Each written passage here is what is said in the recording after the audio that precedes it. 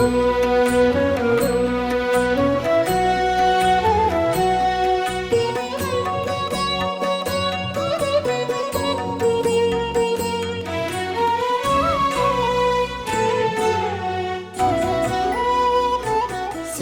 గురవే నమః. శ్రీమాత్రే నమః. శ్రీ విష్ణురూపాయ నమః శివాయ. నమో మహద్భ్యో ఋషిభ్యో గురుభ్యో నమః. జగన్మాత పాదపద్మాలకు నమస్కరించుకుంటూ ప్రస్తుతం ప్రపంచమంతటిని కల్లోలపరుస్తున్నటువంటి వ్యాధి సమస్య విషయం గురించి ఆలోచిస్తే, నిజానికి ఈ వ్యాధి భారతదేశంలో అంత తీవ్రంగా ప్రవేశించలేదు. ఒక విధంగా అతి త్వరలో కోలుకొని ప్రజలందరూ హాయిగా ఉంటారు అనే పరిస్థితే ఏర్పడింది భారతదేశంలో. కానీ మిగిలిన చోట్ల కేవలం వ్యాధి సమస్య అయితే, భారతదేశంలో మాత్రం మానవుల దుర్మార్గం కలిసి ఈ సమస్య ముప్పేటల సమస్యగా మారిపోయింది. ఒకటి వ్యాధి సమస్య, దాంతోపాటు క్షుద్రమైన రాజకీయవాదులు యొక్క స్వార్థం రెండవ సమస్య అయింది. మూడవది మతోన్మాదుల దుశ్చర్యలు. ఈ మూడు కలిసి భారతదేశంలో ఈ సమస్యని తీవ్రతరం చేసే ప్రయత్నం చేస్తూ ఉన్నాయి. ఇక్కడ ఆలోచిస్తూ ఉంటే బయోవార్, అదేవిధంగా బయో టెర్రరిజం ఇత్యాది మాటలు గతంలో లలితోపాఖ్యానం చెప్తూ ఉన్నప్పుడు వివరించుకున్నాం. అవి ఇప్పుడు ప్రత్యక్షంగా కనబడుతున్నాయి. ఇప్పుడు లలితోపాఖ్యాన వృత్తాంతాన్ని ఒక్కసారి స్మరించుకుంటే, భండాసురుడు, అతడి యొక్క తమ్ముళ్ళైనటువంటి విశుక్రుడు, విషంగుడు, వీరు ముగ్గురు కూడబలుక్కుని ఒక పథకం వేస్తారు. అదేమిటంటే ముల్లోకాల్ని నిర్వీర్యం చేయాలి. అది చేయాలంటే ఏం చేయాలి? మనం యుద్ధాలు చేసి వాళ్ళకి రక్తపాతం వచ్చేటట్లు చేయకుండా వాళ్ళ శరీరాల్లో సూక్ష్మశక్తులతో ప్రవేశించి జవజీవాలు తీసేసి వాళ్ళని రసహీనులు చేసి బలహీనులు చేసేద్దాం అని పథకం వేస్తారు. ఆ ముగ్గురు తమ తపస్సుతో సంపాదించుకున్న దుష్టశక్తులతో మొత్తం 3 లోకాలు వ్యాపించిపోయి ఆ 3 లోకాల్లో ఉన్న జీవులందరినీ నిర్వీర్యం చేస్తారు. ఆ సమయంలో అమ్మవారు లలితాదేవిగా ఉద్భవించి ఆ ముగ్గురు అసురుల పని పడతారు. ఇది లలితోపాఖ్యానంలో ఉన్నటువంటి వృత్తాంతం. రాక్షసులు అనేక రకాలుగా అనేక సమయాల్లో ప్రపంచాన్ని పీడించారు.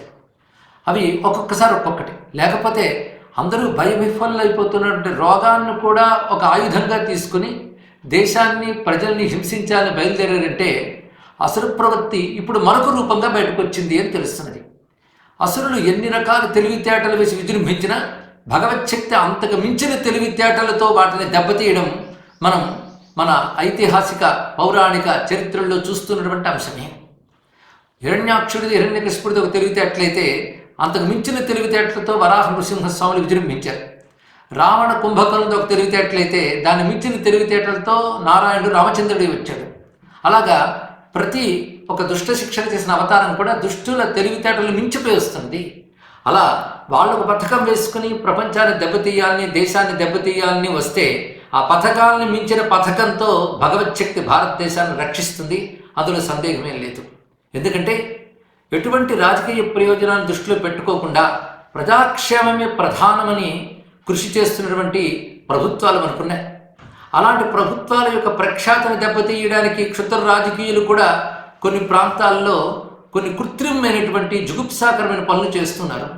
అలాంటి వారిని, మతోన్మాదుల యొక్క తీవ్రవాదాన్ని, ఇక వ్యాధి సమస్యని, మూడింటిని, ఈ 3 రూపాలతో ఉన్న రాక్షసత్వాన్ని అమ్మవారు పరిహరింపజేయాలి అని మనం ప్రార్థన చేసుకుంటూ, ఒక మహిమాన్వితమైనటువంటి ఉపాసక మహర్షులు రచించిన స్తోత్రాల్లో కొన్ని ఇవాళ మనం స్మరణ చేసుకుంటున్నాం.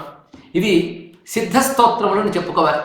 ఇవి మనం శ్రవణం చేసిన, పఠనం చేసినప్పటికి కూడా మనల్ని, ప్రపంచాన్ని కూడా రక్షిస్తాయి. అటువంటి దివ్యమైనటువంటి స్తోత్రాలు ఇవి. కొన్ని ఎంపిక చేసుకుని చెప్పుకుంటున్నాం. దేవి త్రయంబక పత్ని పార్వతి సతి త్రైలోక్యమాత శివే శర్వాణి త్రిపురే మృడాని వరదే రుద్రాణి కథ్యాయని భీమే భైరవి చండి శర్వరి కలే కలక్షయే శూలిని త్వత్పాద ప్రణయాన్ అనన్య మనసః పర్యాకులాన్ పాహినః. ఇవి కళ్యాణ శ్రీచరణులు అని శ్రీ విద్యా సిద్ధులు రచించినటువంటి శ్రీ విద్యా పంచస్తవి లేదా శ్రీదేవి పంచస్తవిలోని కొన్ని శ్లోకాలు ఎంచుకుంటూ ఒకటి చెప్పుకున్నాం. ఇప్పుడు ఇందులో మొదటి 3 పాదములు అమ్మవారి యొక్క దివ్య నామములు చెప్పబడ్డాయి. ఇవన్నీ మంత్రస్వరూపములే. దేవి త్రయంబక పత్ని పార్వతి సతి త్రైలోక్యమాత శివే శర్వాణి త్రిపురే మృడాని వరదే రుద్రాణి కాత్యాయని భీమే భైరవి చండి శర్వరికలే కలక్షయే శూలిని. ఇందులో అమ్మవారి సౌమ్య రూపములు తీవ్ర రూపములు ఈ రెండు చెప్పబడుతున్నాయి. ఈ రెండిటితో అమ్మ రక్షించాలి. అయితే రక్షించాలి అంటే 3 రకాల లక్షణాలు నాకు ఉన్నాయి తల్లి అని చెప్పుకున్నారు. ఒకటి త్వత్పాద ప్రణయ, అమ్మా నీ పాదములపై భక్తి కలవారు. అనన్య మనసహ, నువ్వు తప్ప మరొక గతి లేదని భావించేవారు. మూడవది పర్యాకుల, అనేక రకాల ఆపదలతో ఉన్న వాళ్ళం మమ్మల్ని కాపాడు తల్లి అని స్తుతి చేస్తున్నారు. ఈ స్తుతితో అమ్మని మనం ఇలాగే ప్రార్థన చేస్తూ మరొక అత్యద్భుతమైన శ్లోకంలో తెలియజేస్తున్నటువంటి అంశము, అమ్మవారు మనల్ని రక్షించే విధానంలో ఎటువంటి కారుణ్యాన్ని చూపిస్తున్నారు అనేదాన్ని కూడా భావన చేస్తూ, శర్వాణి సర్వజన వందిత పాదపద్మే పద్మచ్ఛద్యుతి విడంబిత నేత్రలక్ష్మి నిష్పాపమూర్తి జనమానస రజహంసి హంసిత్వమాపదమనేక విధాన్ జనస్య. అందరి చేత నమస్కరింపబడే పాదపద్మములు కలదానవు. అదేవిధంగా విచ్చుకున్నటువంటి పద్మముల్ని మించిన సౌందర్యంతో ఉన్న కనుచూపులు కలతల్లివి. పాపము లేని వారి మనస్సులో విహరించే రాజహంసవు. ఈ 3 సంబోధనలు చాలా విశేషమైనటువంటివి.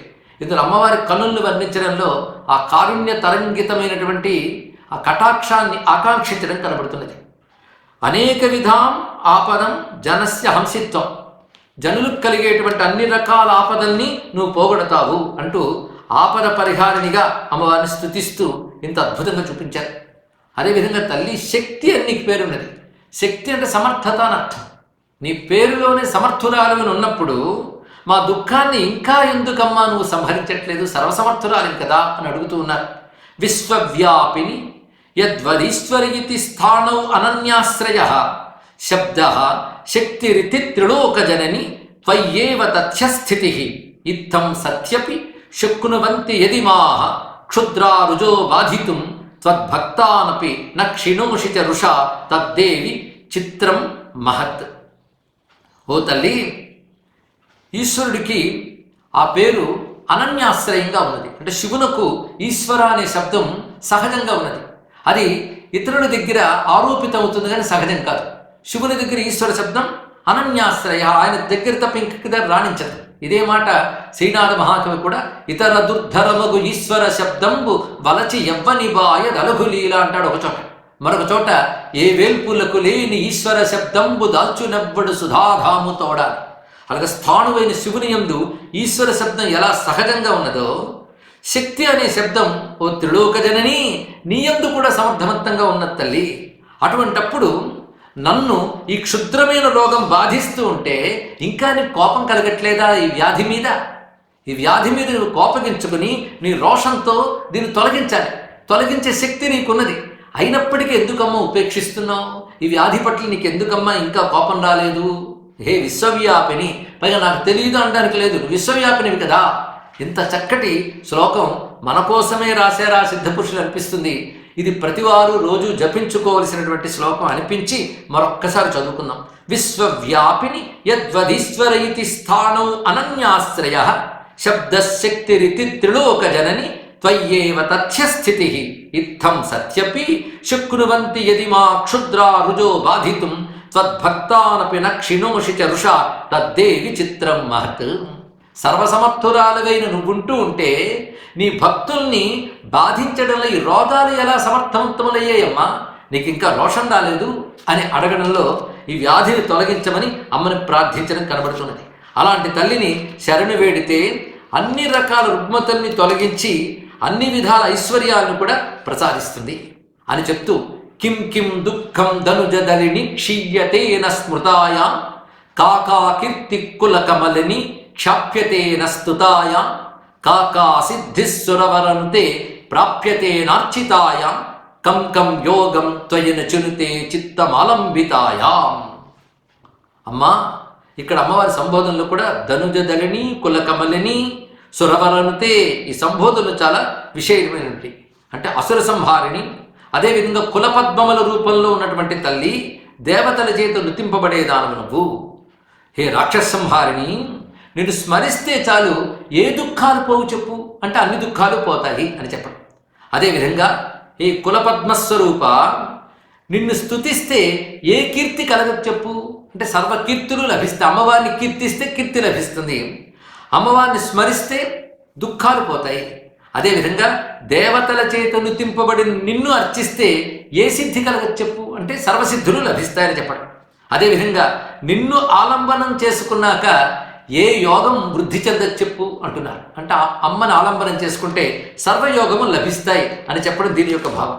అటువంటి ఆ తల్లిని ఆశ్రయించితే అదే గొప్ప యోగం, అదే గొప్ప తపస్సు అంటూ రే మూఢాః కిమయం వృథైవ తపసా కాయ పరిక్లిశ్యతే యజ్ఞైర్వా బహుదక్షిణైక్కిమితి రే రిక్తీక్రియంతే గృహాః భక్తిశ్చేత్ అవినాశిని భగవతి పాదద్వయీ సేవ్యతాం ఉన్నిద్రాంబురుహాతపత్ర సుభగా లక్ష్మీ పురోధావతి.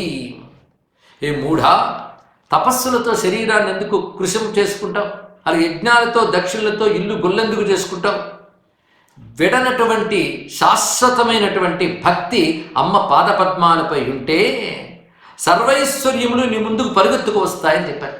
అంటే అమ్మ చరణాలపై ఉన్న భక్తి దేన్నైనా సాధింపజేస్తుంది అంటూ కళ్యాణ శ్రీచరులైన సిద్ధపురుషులు అమ్మను స్తుతిస్తూ యా మామనంతి మునయః ప్రకృతిం పురాణి విద్యేతి యాం శృతి రహస్య విదో వదంతి తాం అర్ధపల్లవిత శంకర రూపముద్రాం దేవీం అనన్య శరణ శరణం ప్రపజ్యే దేవీం అనన్య శరణ శరణం ప్రపజ్యే.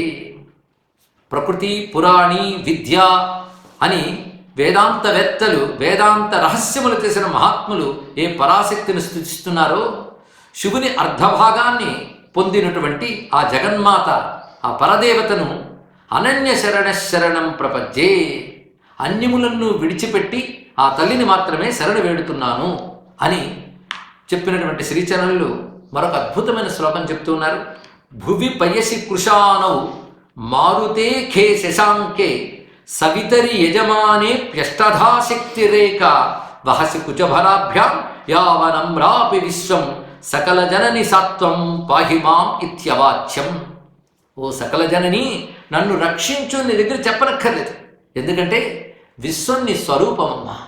అటువంటప్పుడు ప్రతివాడు తన రూపాన్ని తన దేహాన్ని తాను రక్షించుకోవాలని ప్రయత్నిస్తాడు. అలాగే నీ స్వరూపమైన విశ్వాన్ని నువ్వు రక్షించుకుంటావు. ఎందుకంటే విశ్వము భూమి, నీరు, అగ్ని, వాయువు, ఆకాశము, చంద్రుడు, సూర్యుడు, జీవ చైతన్యము అంటూ 8 మూర్తులతో ఉంది. ఈ 8 మూర్తులు నీవే కదా. అష్టమూర్తి రజాజైత్రి లోకయాత్రా విధాయిని లలితా శాస్త్రంలో చదువుకుంటున్నాం. అష్టమూర్తులు అమ్మరూపాలు. అదేవిధంగా ధరణిమయీం తరుణిమయీం పవనమయీం గగనదహన హోత్రుమయీం అంబుమయీం ఇందుమయీం అంబామనుకంపం అరిమామిక్షే అంటాడు మహానుభావుడైనటువంటి మూక కవి. శంకర భగవత్పాదు గారు కూడా అమ్మవారిని కీర్తిస్తూ మనస్త్వం వ్యోమత్వం మరుదసి మరుత్సారథిరసి అని కీర్తించారు.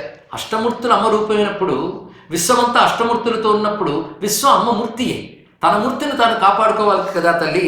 అందుకు విశ్వంలో నేను ఒకడిని, అది విశ్వంని కాపాడు, నన్ను కాపాడు. సకల జననివి గనక కాపాడడం నీ స్వభావం, తల్లి లక్షణమే కాపాడడం. అందున ఈ విశ్వము నీ శరీరమైనప్పుడు నువ్వు తప్పకుండా కాపాడుతావు. అందుకే నీ ముందు కాపాడు అని అవసరం లేదంటూనే కాపాడమని ప్రార్థిస్తున్నాడు. సత్వం పాహిమాం ఇత్యవాచ్యం సకల జనని. ఆ జగన్మాత ప్రతి ఒక్కరిని కాపాడాలి, విశ్వాన్నంతటినీ కాపాడాలి అని ప్రార్థిద్దాం. సర్వజీవులు క్షేమముగా ఉందురుగాక. ఈ రోగమంతా కూడా ఆశ్చర్యకరంగా అమ్మ అనుగ్రహం వల్ల తొలగుగాక. స్వస్తి.